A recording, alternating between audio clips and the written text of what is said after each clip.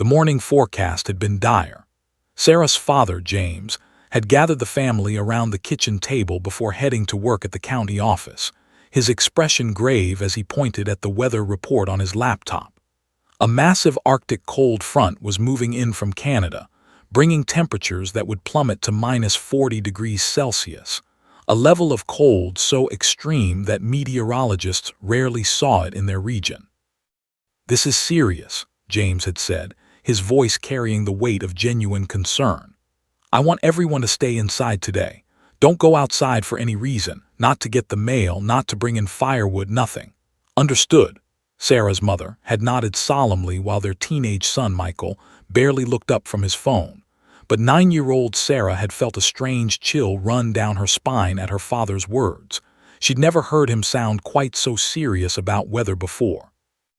Now, as the afternoon descended into premature darkness, Sarah stood at the large bay window in their farmhouse kitchen, watching the world transform into something unrecognizable. The snow wasn't falling gently anymore. It was being driven horizontally by winds so fierce they seemed intent on erasing everything from existence. The pine trees at the edge of their property were barely visible through the white chaos. The outdoor thermometer her father had installed on the porch was barely readable, but she could make out the numbers, -38 and dropping. Sarah pressed her small hand against the cold glass, feeling it suck the warmth from her skin. She'd pulled her favorite oversized sweater down over her hands like mittens, and her breath created little clouds of condensation that quickly frosted over. She was hypnotized by the blizzard's raw power, by the way nature could transform their familiar landscape into something apocalyptic and terrifying. In some strange way, it fascinated her, the ultimate demonstration of forces beyond human control. Their farmhouse felt like a small island of warmth and safety in an ocean of deadly cold. The fireplace crackled softly in the living room behind her, where her father sat reading a novel, occasionally glancing up at the fire. Her mother was in the kitchen preparing a hearty dinner, beef stew. Sarah could smell it, as if the act of cooking comfort food could ward off the danger lurking outside. Michael was somewhere upstairs, probably on his phone, completely unaffected by the drama unfolding around them. Sarah found herself thinking about the animals on their small farm. They had 2 horses in the barn, several chickens in their coop, and old Biscuit, their cat, who was currently curled up on the living room rug, seemingly unbothered by anything. She wondered if the horses were scared, if animals understood danger the way humans did. Her father had been out earlier that morning, before the worst of the storm hit, ensuring the barn was secure and that the animals had extra hay and water. He'd come back inside with snowflakes in his hair, stamping his feet to shake off the cold, and reported that everything was buttoned up tight. "They'll be fine," he'd assured them. "Animals are tougher than we give them credit for." That's why when Sarah first saw the movement outside, she almost didn't believe her eyes. At first, it was just a shadow, a dark shape moving against the white backdrop of the blizzard. She blinked, wondering if it was just snow swirling in the wind, creating illusions. But then it moved again, more deliberately this time, struggling through the deep snow that had already accumulated in their yard. Sarah leaned closer to the window, her heart beginning to beat faster. She could make out fur now, golden fur matted with ice and snow. A dog, an actual dog out in this deadly cold. "Dad," Sarah called out, but her voice was barely above a whisper. She called again, louder. "Dad, come quick." James looked up from his book, nodding the unusual urgency in his daughter's tone. He stood and walked to the window, his expression quickly shifting from curiosity to alarm. "What in the world?" he murmured, moving closer. Together they watched as the golden retriever struggled forward, moving with obvious difficulty. But what made Sarah's breath catch in her throat was what the dog was carrying. Cradled against the retriever's chest, visible in the space between her front legs, was a tiny puppy. A small bundle of fur that barely seemed to move. "Oh my God," said softly, appearing beside them. She'd noticed the urgency too. Michael came downstairs, drawn by the commotion. For a moment the entire family stood frozen, watching the unfolding tragedy.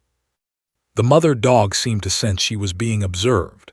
She lifted her head toward the house, and even through the thick window and swirling snow, Sarah could see the desperate plea in the animal's eyes. It was a look of pure, primal hope, the hope that somehow this refuge of light and warmth might offer salvation. The dog limped toward the barn, and Sarah realized with a start that she was injured. One of her hind legs seemed to drag slightly, and her movements were jerky and uncoordinated. Signs, Sarah would later learn, of the beginning stages of hypothermia affecting her motor control. "We have to help them," Sarah said, the words tumbling out before she could stop them. Her young voice carried an unexpected strength, a certainty that seemed to surprise everyone in the room, most of all herself. James put his arm around his daughter's shoulders. "I don't know where they came from, sweetheart. They might belong to someone nearby. Maybe they're lost." But even as he said it, he didn't sound convinced. The roads had been closed for hours. No one would be driving, let alone allowing their dog outside. Sarah watched as the mother dog reached the barn and began scratching at the wooden door with her front paws, a desperate, repeated motion that spoke of an animal in survival mode. The puppy still hadn't moved. Sarah's eyes remained fixed on that tiny, motionless bundle of fur. She didn't need anyone to explain to her what was happening. She was 9 years old, intelligent beyond her years in many ways, and she understood with crystal clarity that she was watching a life-or-death situation unfold in real time. The mother dog let out a sound then, a cry that cut through the howling of the wind and the thick walls of the farmhouse. It was a sound of such raw desperation, such urgent pleading, that it seemed to reach into Sarah's chest and squeeze her heart. The animal wasn't just struggling for survival, she was begging. Begging for help, begging for mercy, begging for someone to save her baby. Sarah's hands pressed harder against the glass. She could feel the cold radiating from the window, could feel the deadly temperature of the world just on the other side of these protective walls. Her mind was racing with questions and realizations. How long had they been out there? How had they come to be here in the middle of nowhere during the worst weather their region had seen in years? And most urgently, how much time did they have? "I need to do something," Sarah whispered, more to herself than to anyone else. She didn't yet know what that something would be, but she felt it with absolute certainty in her young heart. This moment was a crossroads, and the choices made in the next few minutes would matter. They would matter more than anything else happening in that house on this terrible, frozen day. The mother dog scratched at the barn door one more time, then turned toward the house, toward the window where Sarah stood watching. And in that moment, across the distance and the danger and the deadly cold, the desperate animal's eyes locked with the compassionate eyes of a 9-year-old girl. A connection formed, wordless, primal, and absolutely binding.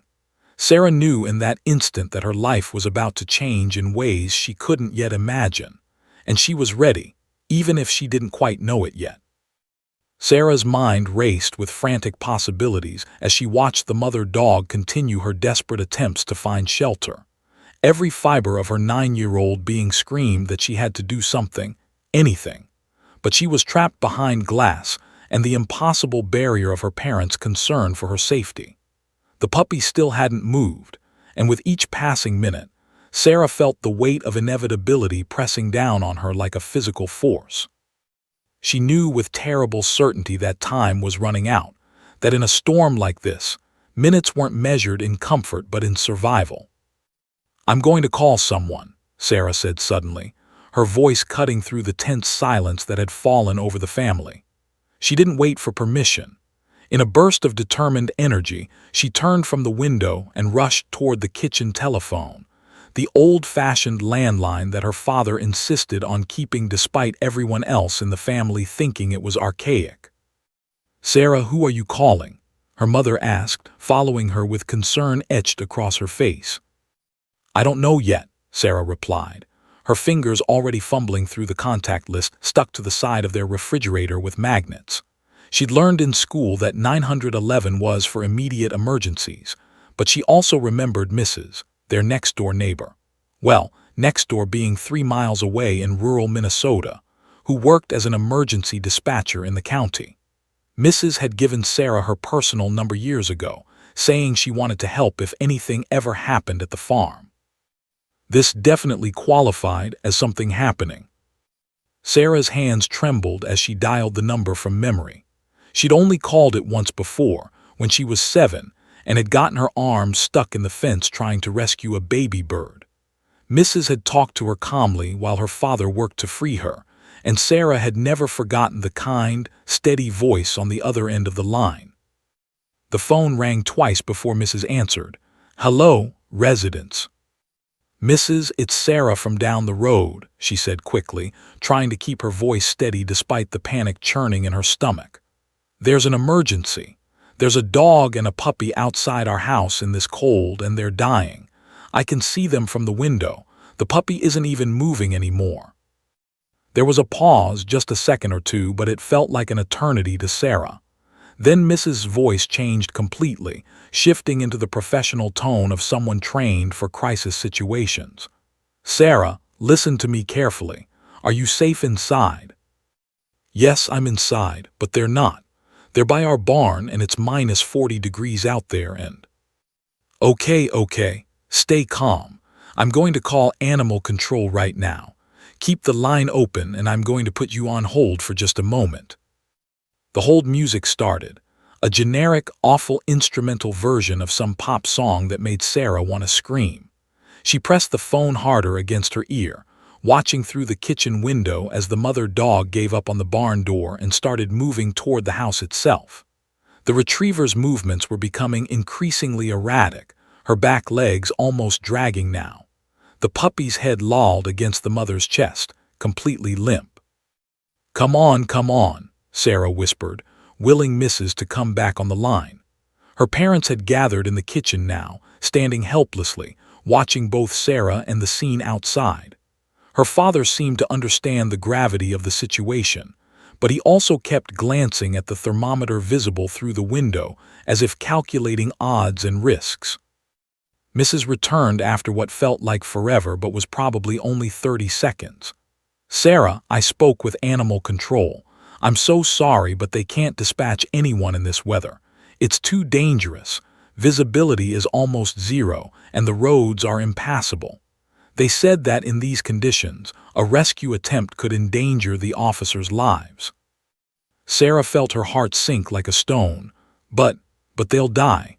They're going to freeze to death and nobody's going to help them." "Listen to me," Mrs. said, her voice taking on an even more serious tone. "The animal is seeking shelter. Sometimes animals know what to do in these situations. They might find their way to a shelter, or—" "There is no shelter," Sarah interrupted, desperation making her voice louder than she'd intended. "They're just standing in the snow. The puppy isn't even moving, Mrs. I think it might already be." She couldn't finish the sentence. The thought was too terrible. She could hear Mrs. breathing on the other end of the line, could almost sense the dispatcher's mind working through the impossible situation. Finally, Mrs. said, "Let me try the county vet. Sometimes they have resources or suggestions in situations like this. Hold on again." This time, Sarah didn't have to wait in silence. She could hear her mother's quiet voice asking her father what they should do, could hear the genuine anguish in both their voices. James moved to the window again, and Sarah could see the internal struggle playing across his face, the war between his instinct to protect his daughter and the terrible compassion he felt for the dying animals outside. Mrs. came back on the line, and this time her voice was heavy with resignation. "The vet says the same thing. In extreme weather like this, emergency services are essentially grounded. They said to call back if the animals make it through the night and they'll check on them tomorrow." She paused, then added softly, "Sarah, I'm so sorry. I know this isn't what you wanted to hear." Sarah felt tears beginning to form in her eyes. "So, we're just supposed to watch them die?" "Honey," Mrs. said, and Sarah could hear genuine sadness in her voice. "Sometimes in nature these things happen. The mother is trying to protect her baby. That's all she can do." But Sarah knew that wasn't true. The mother was trying, but she was failing. They all would fail, the mother dog, the puppy, and every human who should have been able to help but couldn't or wouldn't. After she hung up with Mrs., Sarah stood in the kitchen feeling like she'd aged 10 years in 10 minutes. Her parents were looking at her with complicated expressions, pride that she'd tried to help, sadness that it hadn't worked, and something else she couldn't quite identify. Resignation, maybe. Acceptance of the inevitable. "I did what I could," Sarah said quietly, more to herself than to them. "You did, sweetheart," her mother said, pulling her into an embrace. "You did everything right. Sometimes bad things happen, and there's nothing anyone can do about it." But Sarah wasn't listening anymore. She was still watching out the window, watching as the mother dog circled near the barn one more time, watching as the exhausted animal lay down in the snow, curling her body around the puppy in one final, desperate attempt at protection. The retriever's breathing was becoming shallow, her movement slower. Even from this distance, even through the window and the swirling snow, Sarah could see that the animal was giving up. That's when something shifted inside Sarah's chest, something that felt like a door opening in her heart. A door that would lead her down a path she'd never imagined, toward a moment of courage she didn't know she possessed. She realized with sudden and absolute clarity that she didn't have to accept what the adults were telling her. She didn't have to accept that bad things just happened and there was nothing anyone could do. There was something she could do. And looking at that desperate mother dog lying in the snow, protecting her baby one last time, Sarah made a decision that would change everything. The living room felt smaller than it had that morning. Sarah sat on the edge of the couch, her legs swinging slightly since her feet didn't quite reach the floor, watching her parents move through the space like actors performing a scene they'd already rehearsed. Her mother was stirring the beef stew on the stove, the one that had smelled so comforting hours earlier, but now felt like a cruel reminder of normalcy and safety, while creatures were dying just yards away. Her father sat in his reading chair, the novel abandoned on the side table, his attention now fixed on the television where the weather service was providing continuous updates on the deteriorating conditions. "Wind gusts up to 80 kilometers per hour, the meteorologist was saying, his expression grave. "Frostbite on exposed skin within 5 minutes, hypothermia setting in rapidly after that. This is a dangerous, dangerous system, folks. We cannot stress enough. Stay indoors, stay warm, and do not venture outside for any reason whatsoever." Sarah watched her father's face as he listened to this dire warning. She could see the conflict playing out behind his eyes, the way he glanced toward the window, then back to the television, as if trying to calculate some impossible equation. He'd already told her multiple times that they couldn't help. His voice had been firm each time, but she could hear the pain underneath the firmness, the struggle between what he knew was right and what he knew was impossible. Michael came downstairs around 5 o'clock, drawn by the smell of dinner, completely unaware of the drama that had been unfolding. He was 16, caught in that strange space between childhood and adulthood, and in Sarah's opinion, he paid attention to almost nothing that didn't involve his phone or his friends. "Is dinner ready?" he asked, heading straight for the kitchen. "I'm starving." "Almost," her mother replied, but her voice was distracted, kept looking toward the window, her jaw clenched. Sarah could see the worry lines around her mother's eyes, could see the way her hands trembled slightly as she stirred the pot. Her mother was a nurse.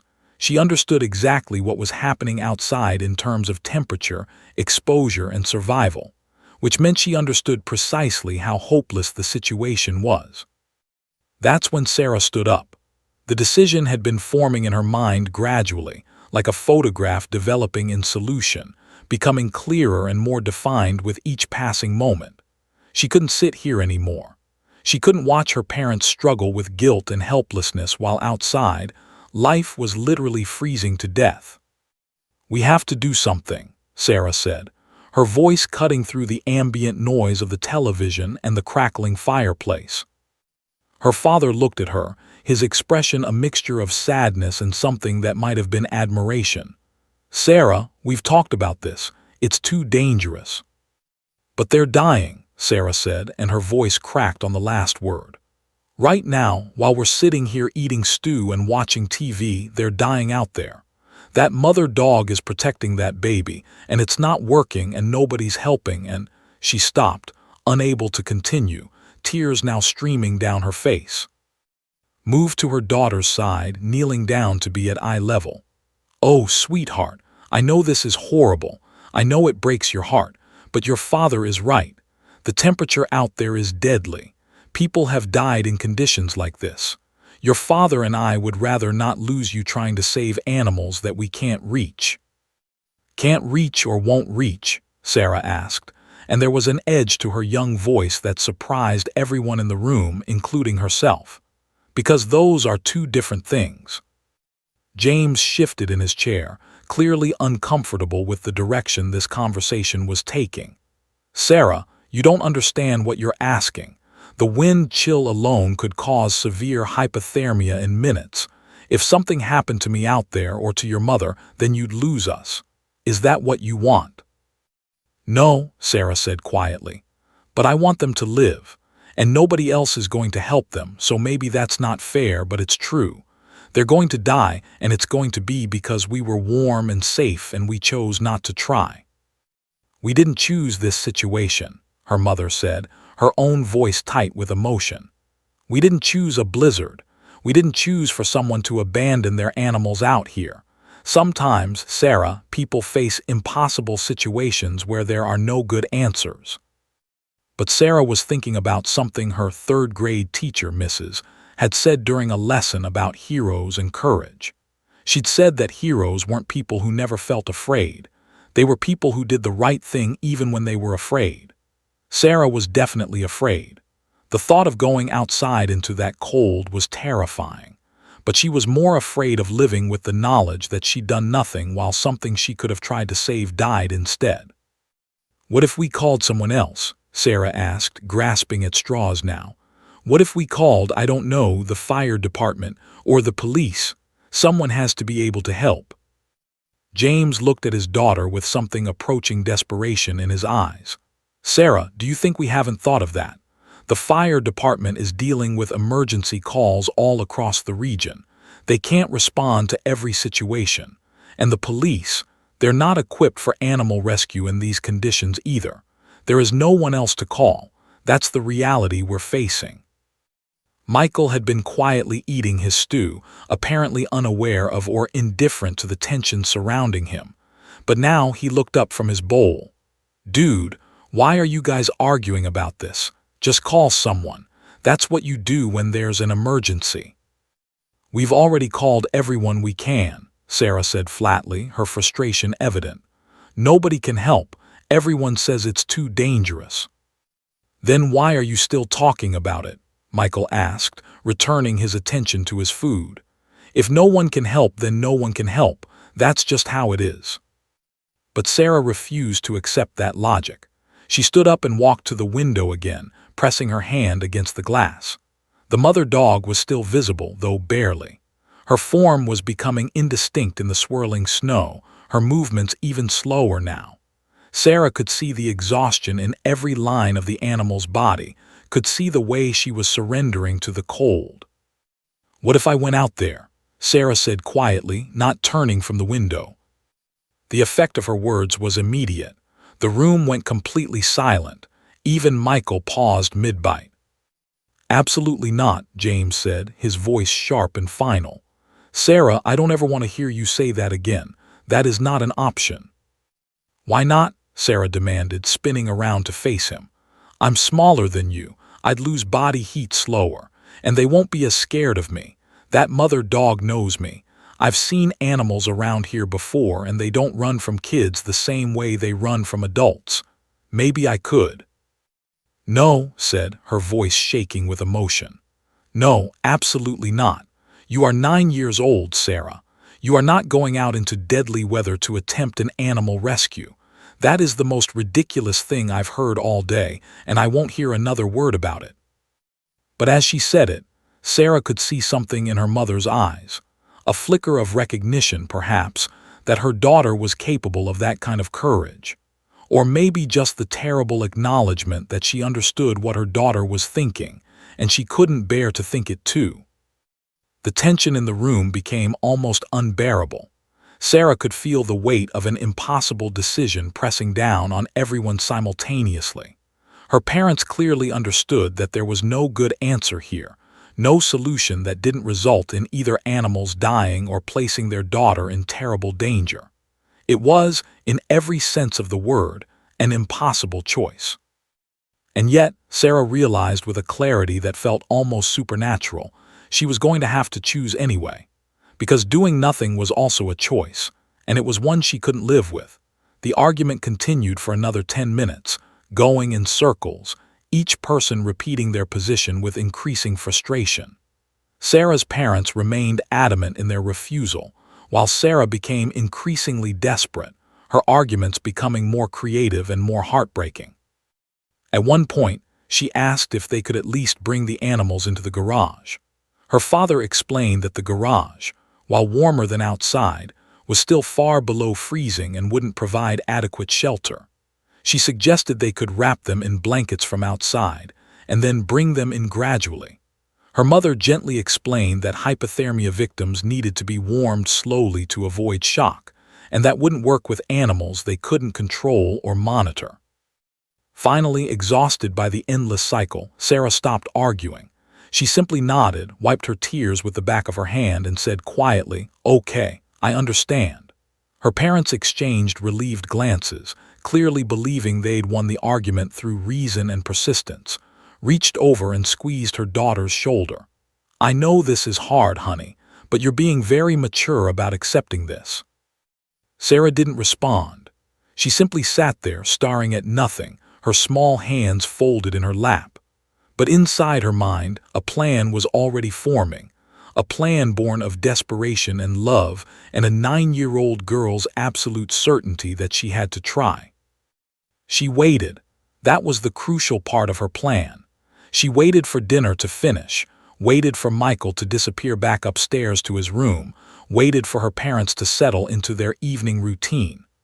Her father returned to his novel, sinking deeper into his reading chair as the fire crackled beside him.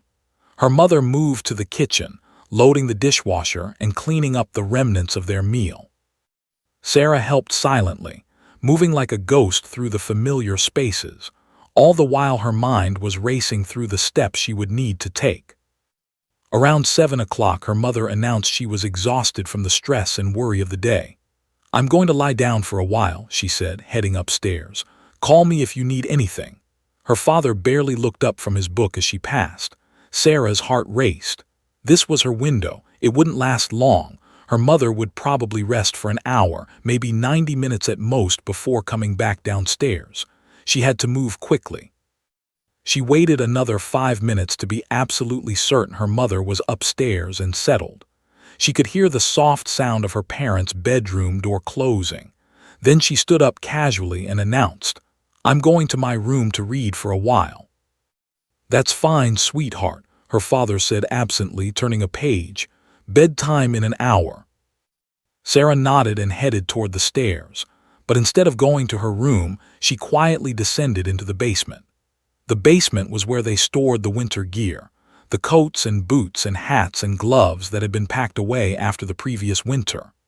Her grandmother had given Sarah an Arctic-rated coat the Christmas before, the kind designed for extreme cold, with special insulation and a hood that could close down to protect the face. At the time, Sarah had thought it was overkill for Minnesota weather, but now she understood it was meant for exactly this kind of situation. With trembling fingers, Sarah unzipped the large storage container where the winter coats were kept. She pulled out her Arctic coat, a deep blue color that reminded her of the night sky. She put it on carefully, feeling the weight of the heavy material settle around her small frame. Then she grabbed her warmest boots, the ones with the thick rubber soles and fleece lining, and sat on the basement stairs to pull them on. Her hands shook as she laced them up tightly. Loose boots meant frostbite on her toes. She needed everything as secure as possible. From the coat rack near the basement door, she grabbed a winter scarf, a long one that her grandmother had knitted in multiple colors of yarn. She wound it around her neck carefully, making sure it would cover her nose and mouth if needed.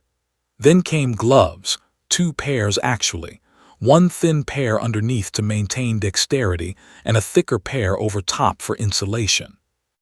But the most crucial part of her preparation came next.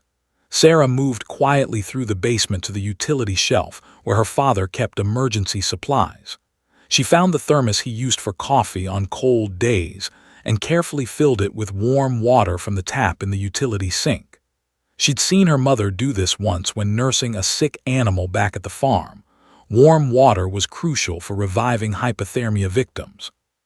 She also grabbed the bowl he used for washing his hands, filling it with more warm water and placing both items carefully into a cloth bag.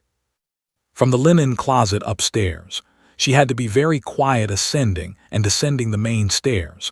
Sarah gathered every blanket she could reasonably carry. She found 4 lightweight thermal blankets that her parents kept for emergency purposes, plus 2 thick wool blankets from the sofa. She rolled them into a tight bundle and secured them with a belt from her father's closet. The entire operation took 20 minutes. Sarah moved with the focus and determination of someone far older than 9, driven by a clarity of purpose that overrode her fear. She made her way to the kitchen, where she could see into the living room. Her father was still in his chair, still reading, completely unaware of what his daughter was doing. Sarah took a deep breath. This was the moment of no return. She looked down at herself, dressed for Arctic conditions, carrying warm water and blankets, ready to venture into the deadly cold. She looked like a warrior preparing for battle, except she was a small child with a 4th-grade education and no training in animal rescue. But she had something more important. She had love, and she had determination, and she had made a decision. She moved to the back door, the one that led from the kitchen to the mudroom and then outside toward the barn. Her boots were quiet on the tile floor. She could hear the wind howling outside, could see the snow swirling past the glass panels of the door. The thermometer visible through the window now read -42 degrees Celsius. Sarah's hand reached for the doorknob. She paused for just a moment, her 9-year-old mind acknowledging the enormity of what she was about to do. She thought about the mother dog, about the puppy, about Mrs. saying, "Sometimes these things happen." But Sarah wasn't going to accept that answer. Not today. Not when she could try. She turned the knob. The wind hit her like a physical blow the moment she cracked the door open. It was like opening a freezer and having all the cold air rush out except 1,000 times. It was a cold that seemed to have a malevolent intelligence, a cold that was actively hostile to life itself. Sarah pulled the door open wider, steeling herself. That's when she heard her father's voice from inside the living room. "Sarah, what do you think you're doing?" She froze, her hand on the door. She could feel the Arctic wind rushing past her, could feel it trying to steal the warmth from her body. Behind her, she could hear her father getting out of his chair, could hear his footsteps approaching. She had only seconds to decide. Would she turn around and face his anger and disappointment, or would she step outside and commit fully to her impossible mission?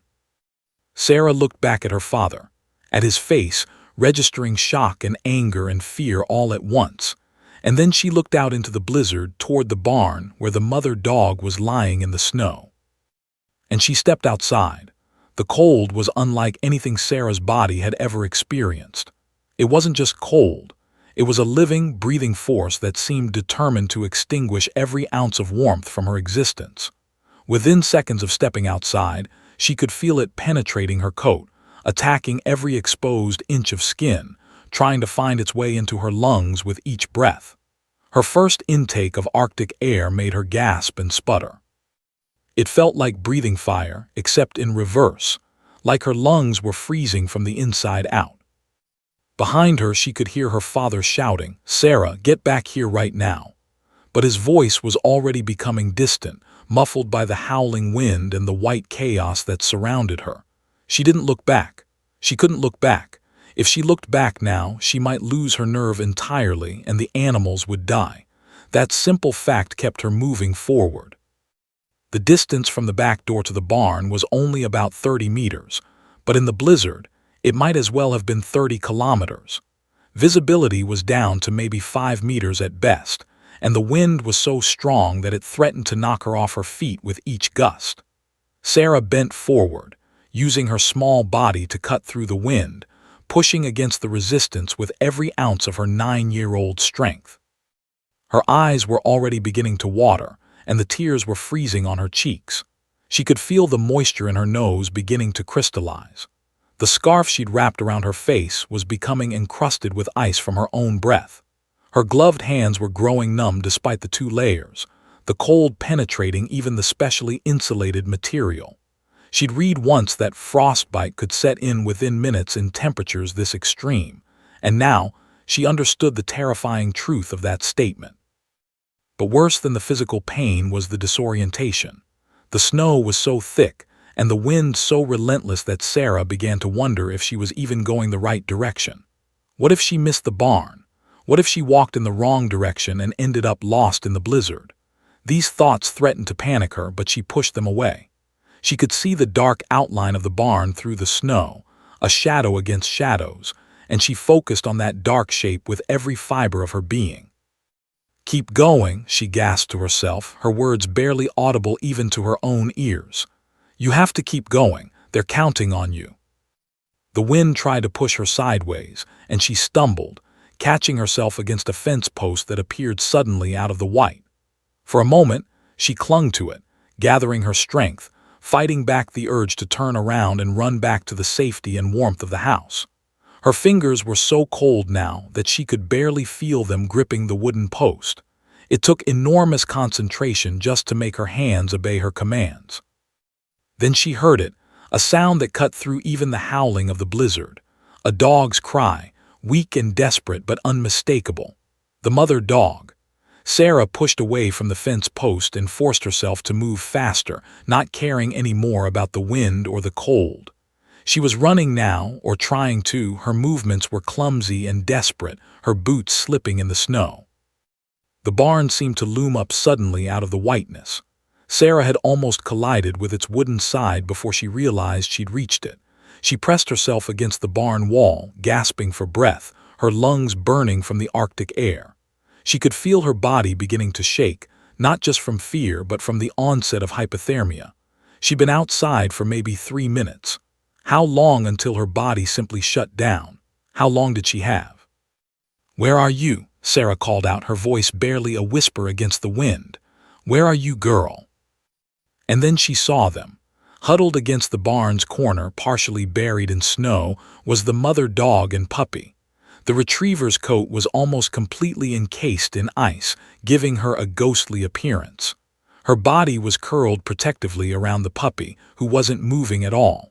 For a terrifying moment, Sarah thought both animals were dead. But then the mother dog lifted her head, and her eyes, even through the pain and exhaustion, focused on Sarah with an expression of such desperate hope that it nearly broke the child's heart. The dog tried to stand, her back legs struggling, and Sarah realized with horror that the animal was already in advanced hypothermia. Her motor control was failing. "It's okay, girl," Sarah said, kneeling down beside the animals, her own voice shaking. "I'm here. I'm going to help you." Working with frozen fingers, Sarah managed to open the cloth bag containing the warm water and bowl. The water had cooled significantly, but it was still warmer than the Arctic air. She offered the bowl to the mother dog, who drank desperately, her tongue moving sluggishly. Then Sarah held out her gloved hand, and the dog licked it with surprising gentleness, as if understanding that this child was trying to save her. The puppy was the real challenge. It wasn't moving at all. Sarah carefully checked its tiny body for a heartbeat and felt, barely, almost imperceptibly, a flutter of life still present. Not much, but enough. The puppy was alive, just barely.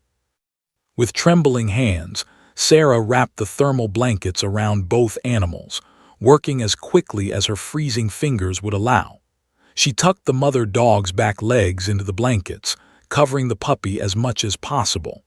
The retriever seemed to understand what was happening. She helped by shifting her body to maximize the coverage. But Sarah knew they couldn't stay here. The barn might offer some wind protection, but it wasn't heated. The cold would continue claiming the animals no matter what she did outside. They had to get to the house. They had to get to warmth and actual shelter. "Come on, girl," Sarah said, struggling to her feet while still trying to support the weak dog. "We have to go back. It's not far, just to the house." The mother dog tried to stand, but her back legs wouldn't cooperate. Sarah looked at the puppy, then back at the dog, then at the distance to the house. She made a decision. Carefully, she lifted the puppy. It weighed maybe 4 pounds, and tucked it inside her coat, holding it against her chest with one arm. Her other arm she used to support the mother dog. "That's it, girl, one step at a time. We can do this." Sarah's body was screaming at her now. The cold had moved beyond pain into a numb, surreal state. She couldn't feel her toes. Her fingers were completely numb. Her vision was starting to blur. She recognized these as signs of severe hypothermia, and a small, distant part of her mind wondered if this was how she would die, out here in the snow with a dog and a puppy trying to save them. But she couldn't think about that. She could only think about the next step, and the step after that. The journey back to the house seemed even longer than the journey out, though it was the same 30 meters. The wind seemed stronger, or perhaps Sarah was simply weaker. The mother dog could barely walk, stumbling and almost falling multiple times. The puppy inside Sarah's coat was still frighteningly motionless, though she could still feel that faint heartbeat against her ribs. The barn receded behind them, swallowed by the white.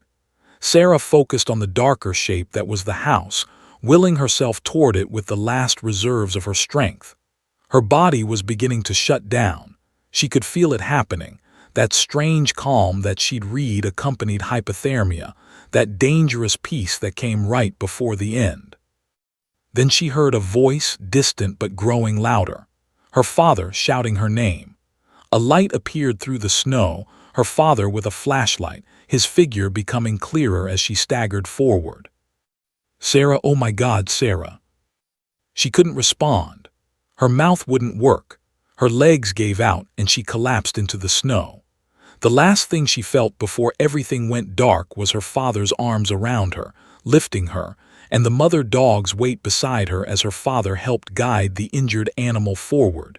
James had never moved faster in his life.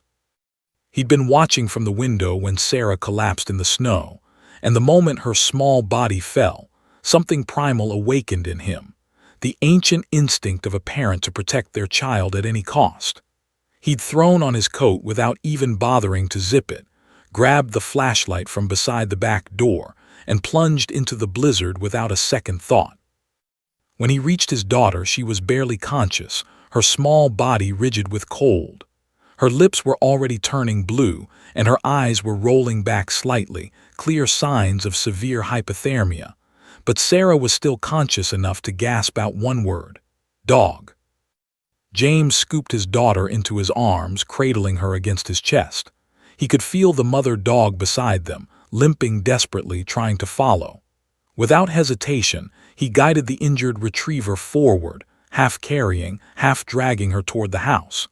Sarah's Arctic coat had become partially open, and he could see a small puppy bundled inside, so still it might have been lifeless.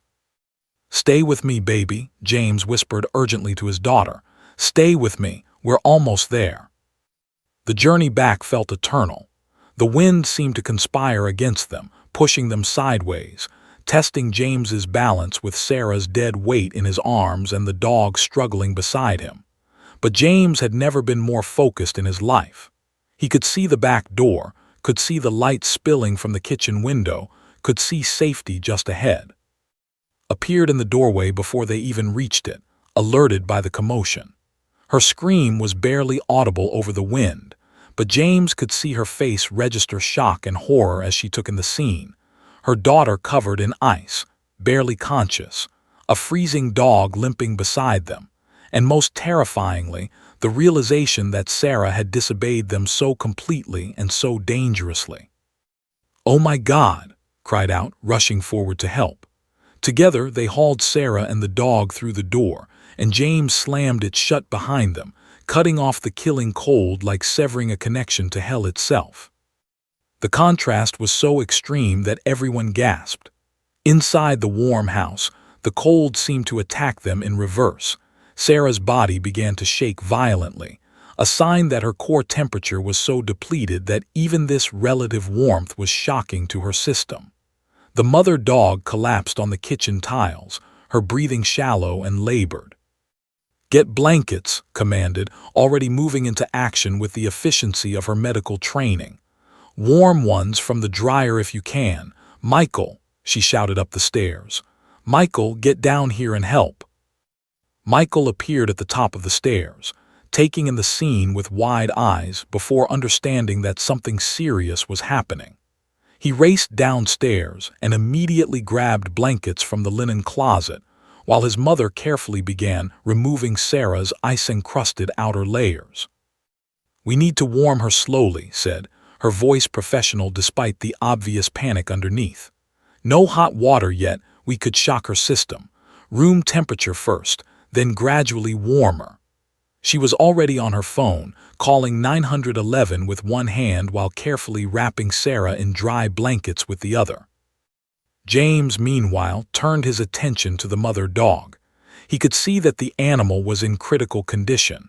Her breathing was almost non-existent, her pupils were dilated, and her body was completely unresponsive. But she was alive. Against all odds, she was still alive. "The puppy," Sarah managed to whisper, her voice barely audible. "Inside, my coat, get the puppy." With trembling hands, James carefully extracted the tiny puppy from Sarah's coat. For a horrifying moment, he thought it was dead. The small creature was completely limp, completely still. But then, as had done with Sarah, he wrapped it in warm blankets and brought it closer to the fireplace, away from direct heat but close enough to begin gradual warming. The 911 dispatcher on the phone was giving instructions for treating Sarah's hypothermia. "Keep her warm but not hot," the calm voice was saying. "Remove any wet clothing. Warm liquids are important once she regains consciousness." "She's conscious now," said. "Just barely, she's shivering violently." She listened to more instructions, then added, "Yes, we have a fireplace. Yes, the temperature is warming steadily. Okay, thank you, we'll monitor her." Once she hung up, knelt beside Sarah, checking her daughter's pupils, her pulse, her breathing. "You," she said, her voice mixing anger with tears, "are the most foolish, bravest, most stupid child I have ever met. Don't you ever do something like that again." "The animals," Sarah whispered, said, pressing her hand gently against her daughter's forehead. "The animals are inside. They're being warmed, but right now we're focusing on you." Over the next hour, the family moved through their house like actors in a carefully choreographed dance of survival. James monitored Sarah's vital signs, checking her temperature every few minutes with the digital thermometer, focused on the mother dog, who was beginning to show slight signs of responsiveness. Michael sat near the fireplace with the puppy, checking periodically to see if the tiny creature showed any signs of life. It was Michael who noticed it first. "The puppy," he called out softly. "I think it moved." Everyone rushed over. Sure enough, the tiny puppy's chest was moving with slightly more regularity. It was still breathing, still fighting. "The dog is waking up," James reported from across the room where he'd been monitoring the mother retriever. "Her eyes are opening. She's trying to lift her head." Sarah, still wrapped in blankets but now conscious enough to follow what was happening, smiled weakly. "They're going to make it," she whispered. "So are you," said, though her voice wavered with emotion. Over the next few hours, as the night deepened, all three rescued creatures showed signs of genuine recovery. Sarah's core temperature was rising steadily, and while she remained exhausted and weak, she was out of immediate danger. The mother dog began to drink the warm broth that James offered her, and her breathing became more regular. The puppy, miraculously, opened its tiny eyes around midnight and let out a weak whimper. That sound, that single, faint whimper, seemed to break something in the entire family. Began to cry, tears streaming down her face as she realized what her brave, foolish daughter had accomplished. James sat down heavily on the couch, overwhelmed by the enormity of what had happened and what could have happened. Michael, practical as always, simply said, "They're going to be okay," and seemed to understand that sometimes the simplest acknowledgement was the most profound. Around 2 in the morning, Doctor arrived at the house. He'd been monitoring the weather and had taken a break in calls to drive out to the farm, suspecting that something might be amiss given the emergency dispatch he'd heard about on his radio. He examined Sarah first, pronouncing her case of mild hypothermia and commending treatment. Then he turned his attention to the animals. He spent 30 minutes with both the mother dog and puppy, checking their heart rates, their pupils, their vital signs. His expression was grave, and the family held their collective breath. Finally, Doctor looked up from the puppy and his eyes were wet with unshed tears. "This is remarkable," he said quietly. "I've been a veterinarian for 30 years and I have never seen animals recover from exposure this severe. The puppy in particular." He paused, clearly struggling with emotion. "This puppy wouldn't have survived another 10 minutes in that cold. Another 5 and the mother would have been past the point of no return. You saved their lives, all of you did." He knelt down and looked at Sarah, still wrapped in her blankets, her small face pale but peaceful. "And you, young lady, did something extraordinary tonight, something that most adults wouldn't have the courage to do. You risked your own life to save another. That takes a kind of bravery that can't be taught." Sarah looked at her father, at her mother, at the mother dog beginning to lift her head more steadily, at the tiny puppy that had been seconds away from death. And despite her exhaustion, despite her fear of the consequences she might face for her disobedience, she smiled. "They're my family now," she whispered. "I couldn't let them die." Sun rose the next morning to reveal a landscape transformed by the night's brutal weather. The storm had finally passed, leaving behind a crystalline, deceptively beautiful world of pristine white snow and clear blue skies. But inside the farmhouse, the real transformation was happening, not in the weather, but in the hearts and minds of everyone who lived there and everyone who would soon hear their story. Sarah woke to find both the mother dog and puppy lying on blankets beside her makeshift bed in the living room near the fireplace.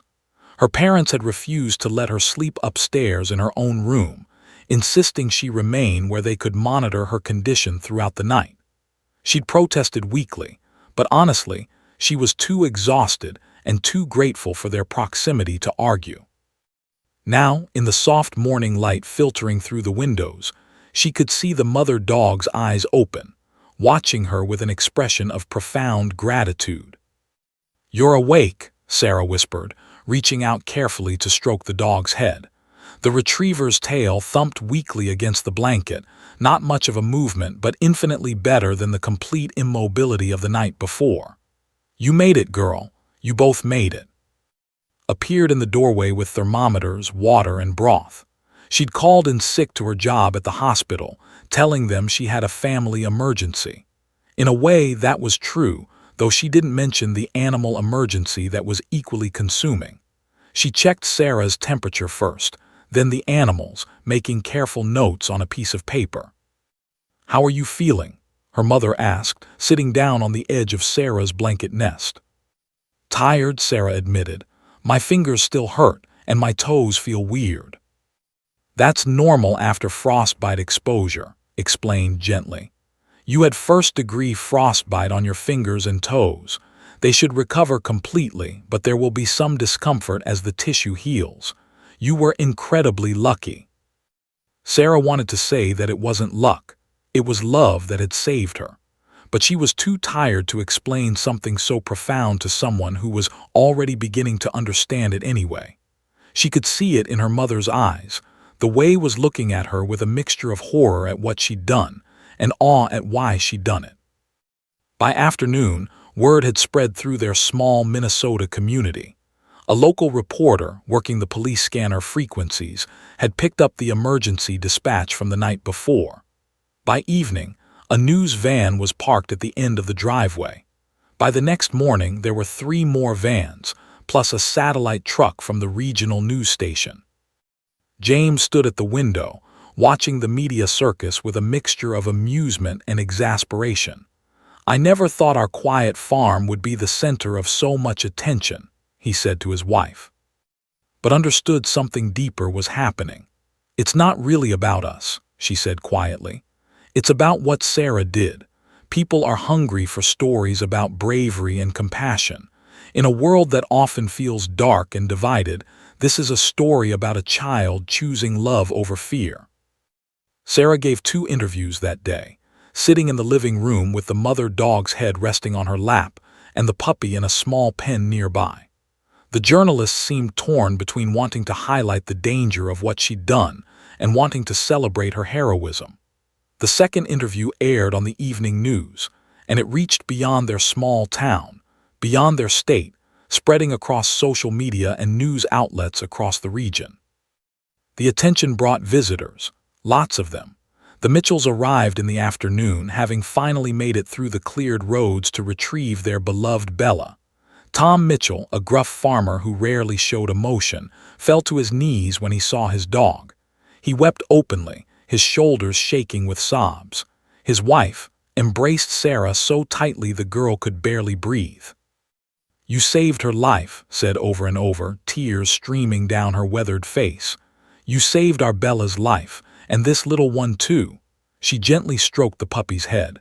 "We thought they were gone. We thought we'd lost them forever." "How did they get out?" Sarah asked. "How did Bella end up at our house?"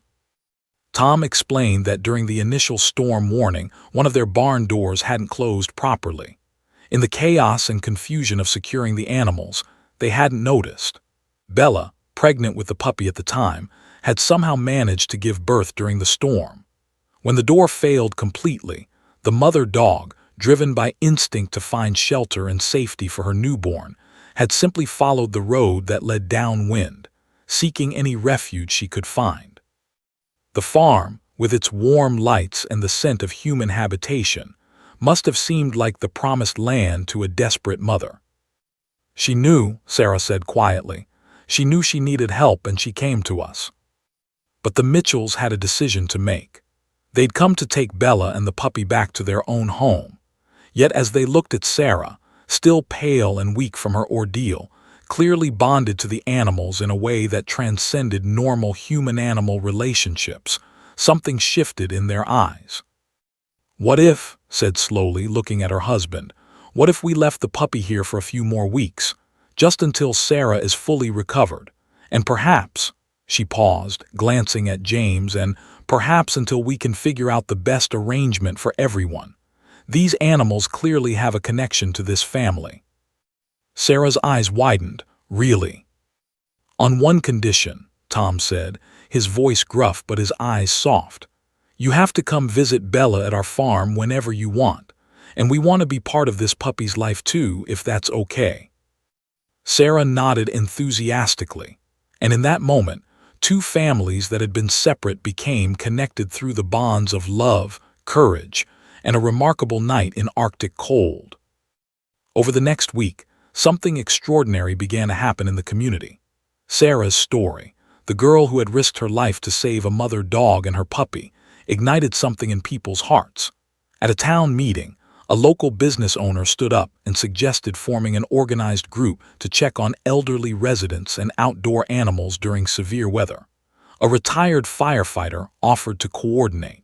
A teacher volunteered to help with education about recognizing hypothermia symptoms. Within days, Winter Guardians was officially formed, with over 50 volunteers already committed. Sarah was invited to speak at the local school, something that terrified her far more than the blizzard had. She stood in the gymnasium with hundreds of students and teachers watching, the mother dog, now named Bella in honor of her namesake, standing calmly beside her on a leash. The puppy, named Hope by Sarah, was in a small carrier that Sarah held in her arms. "I didn't think I was brave," Sarah told the assembled crowd, her young voice echoing through the gymnasium. "I was actually really scared, but I learned something that night. Being brave doesn't mean you're not afraid. It means you do the right thing anyway, even when you're terrified. And I learned that one person, even a 9-year-old, can make a difference. You can make a difference. The applause that followed was thunderous, and Sarah felt tears in her eyes, but these were different tears from the ones she'd cried in the snow. These were tears of hope, of purpose, of understanding that her actions had meant something. Her parents watched from the side of the gymnasium, holding hands, their expressions full of pride and lingering parental concern. Whispered to James, "She's changed us all. She reminded us what matters." James nodded, unable to speak past the lump in his throat. He was thinking about how close he'd come to losing his daughter, but also about how his daughter had never been lost at all. She'd known exactly where her moral compass was pointing all along. Later that night, as Sarah sat in the living room with Bella's head on her lap and Hope sleeping in a small bed beside her, she realized that the turning point hadn't just been about saving 2 lives. It had been about awakening her community to the power of compassion, about inspiring her town to organize, to care, to act.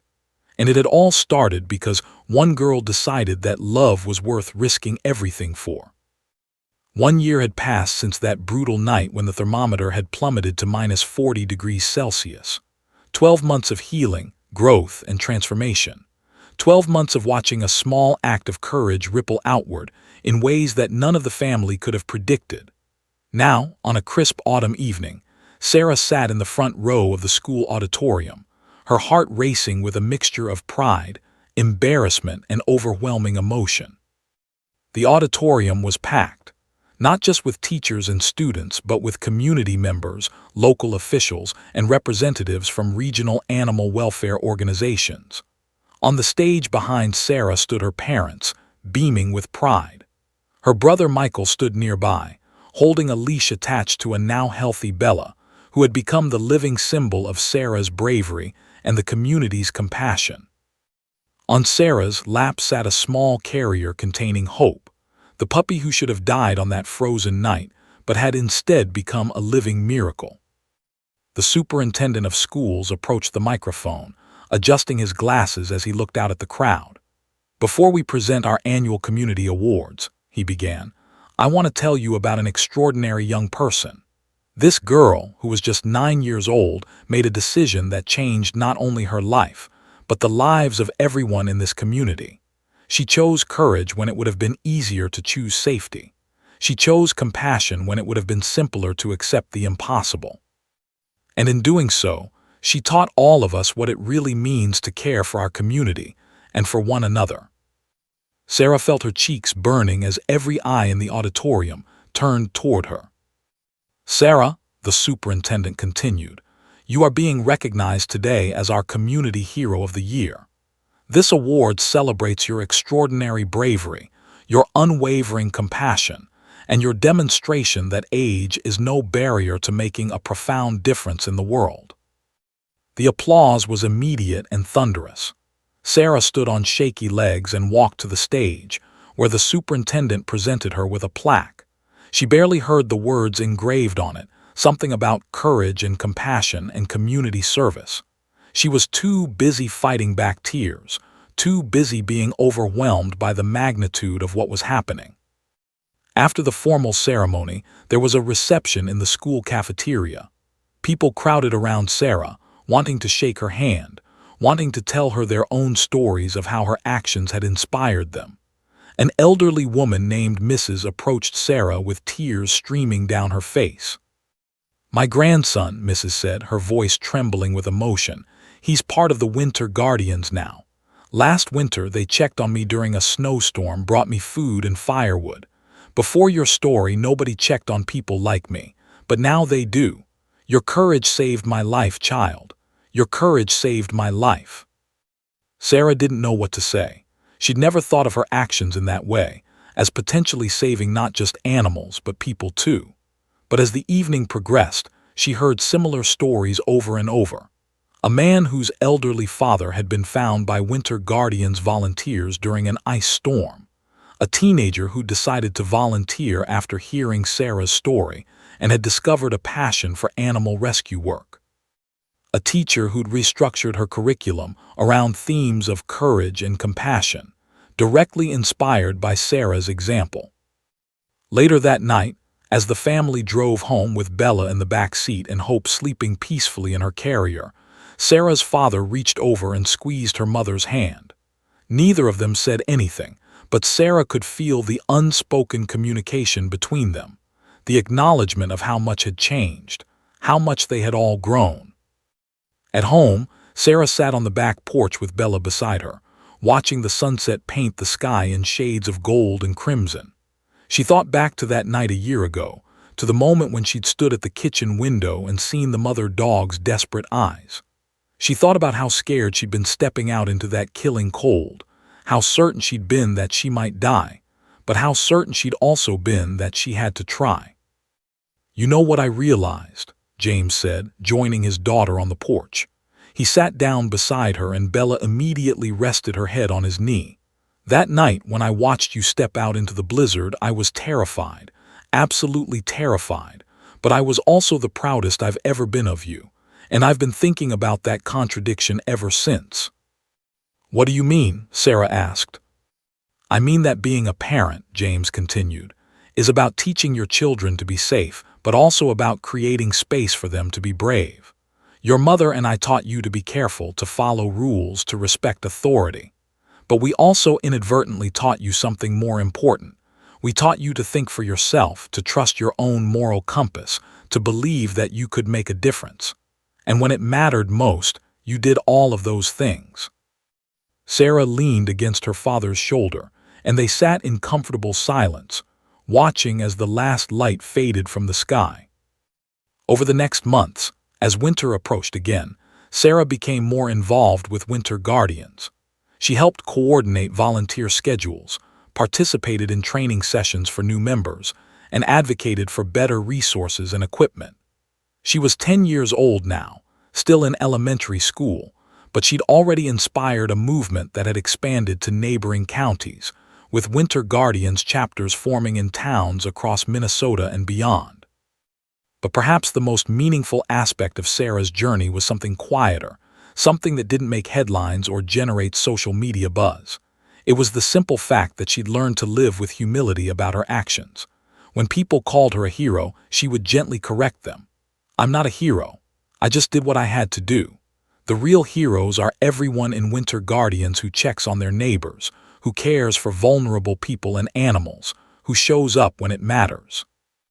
On the first anniversary of the rescue, the family held a small gathering at their farmhouse. The Mitchells came, bringing not just Bella's biological mother but also Bella herself, now a healthy, vibrant dog.